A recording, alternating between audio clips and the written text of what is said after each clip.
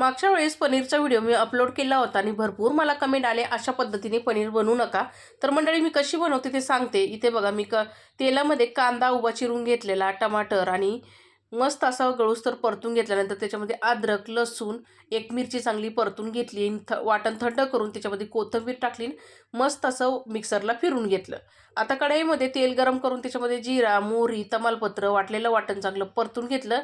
नंतर त्याच्यामध्ये मी घरगुती मसाला, लाल काश्मीरी मिरची पावडर, धना पावडर, हळद, गरम मसाला टाकला, पनीर सुहाना मसाला टाकला आणि तेल सेपरेट होईपर्यंत मसाला परतून घेतला.